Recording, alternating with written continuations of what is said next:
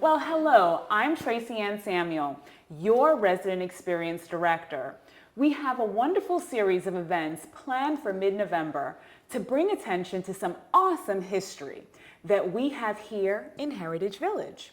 I think that you will find these to be both educational and entertaining. We wanted to bring them to your attention so that you can save the date. To help me do that, I have invited Ed Edelson, who has been assisting me in putting these events together. Ed, I know that one of these events is very special to you. Well, thank you, Tracy-Ann, and you are correct. For almost 20 years, I have been learning about the story of how Southbury was the first government in the world to stand up to the Nazis and stop them from moving forward back in 1937. Last year, as part of the 85th anniversary, we here in Heritage Village, the trustees, decided to name one of our main ponds in honor of the people of Southbury who stood up in 1937. With the help of Tracy-Ann and Bill Russo, we developed a beautiful sign to dedicate or to indicate the new name of the pond. But we didn't get around to dedicating that sign, and we thought we would have a ceremony honor about the anniversary of the actions that took place in 1937. So that's going to happen on Friday, November 17th at 2 p.m. over at the Meeting House. And we already have some special people who will be coming to help us in this ceremony, including U.S. Representatives Johanna Hayes, Rabbi Eric Polikoff from B'nai Israel here in Southbury, and our Southbury Poet Laureate, Faith Vincenza, who is also a resident of Southbury. Although I think I didn't pronounce her last name correctly, but she'll forgive me. Oh yes, I'm sure she will. Like many, I did not know the story until I saw the documentary you helped to produce.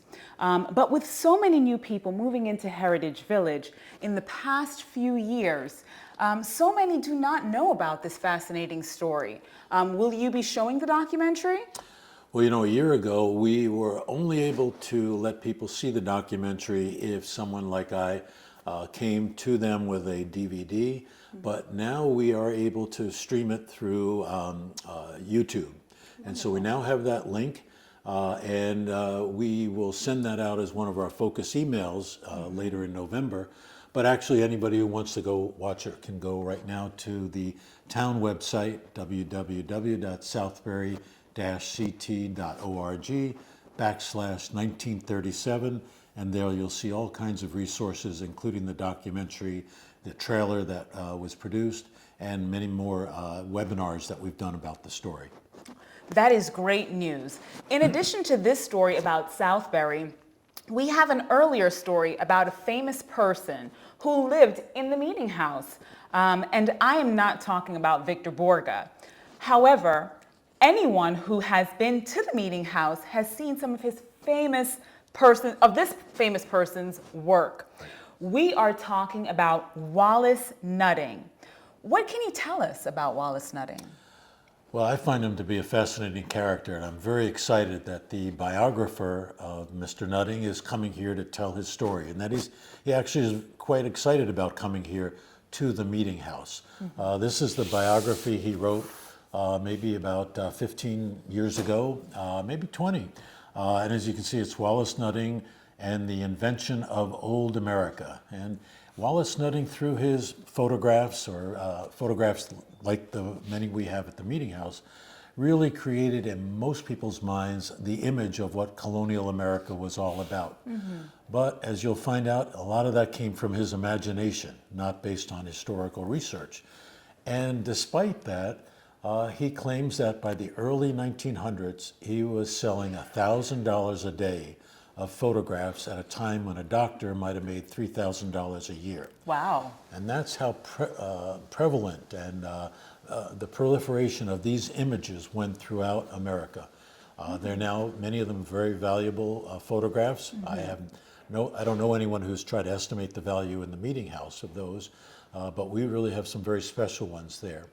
And it's interesting to think about it, as he was having these color photographs, they're really colorized.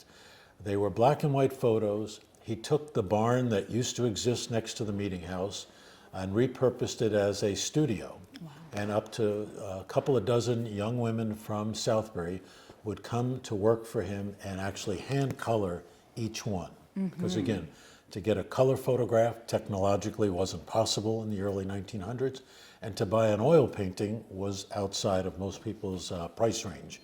So this was a real novelty to have something colorful on your wall, and that was how he got his start. From there he went into many other things.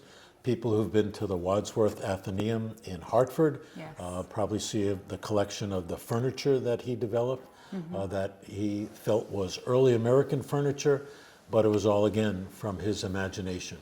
So he was a very unique American in his entrepreneurship and the way he sort of co-opted history for his purposes. And that's what I think makes him a fascinating character to learn more about. And I think I saw Tom do a presentation on this many years ago, and it's kind of stuck in my mind, and I think people will find it both, as you said, entertaining and educational. Yes, yes, yes. And Tom will be speaking on the remarkable life and work of Wallace Nutting on Thursday, November 16th, a truly influential figure that to some degree has been forgotten, much like the 1937 Southbury story, until you and others brought it to the public awareness. Another story that few people know about is Fortune's Bones. What can you tell us about this story? Well, I was really captivated by this story from nearby Waterbury. The director of the Mattatuck Museum, Bob Burns, has put together an excellent presentation to tell the troubling story of a slave whose name was Fortune and was owned, if you will, by a doctor in Waterbury back in the late 1700s. Unfortunately, Mr. Fortune had an accident and he died, nothing nefarious, just life was dangerous in those days. And rather than providing him with a proper burial, the doctor decided that it would be better to take his bones and create a skeleton that he could use for his own purposes in his office, whether to explain things to patients or to teach students of his about anatomy. What is so sad is that his wife, who was also a slave to this doctor, was basically forced to dust the bones of her husband day after day after day. The bones from there went to the Mattatuck Museum, and they were put on display, again without the family's permission. Just part of that sense of the bones didn't belong to Mr. Fortune, they belonged to other people. But over time, the museum began to realize this isn't right. And eventually, the community began to realize what had been done to Fortune was not correct. So that has led to some action, and that's part of Bob Burns' story, so I don't want to give it all away. But I would like to mention that actually this story, about 10 years ago, became the basis of an opera. And that was recently performed by the Waterbury Symphony. And many people here in the village either performed in the choir for that. I said symphony, I should have said opera. Oh, it was yes. by the Waterbury Symphony and to this opera that was written about the story.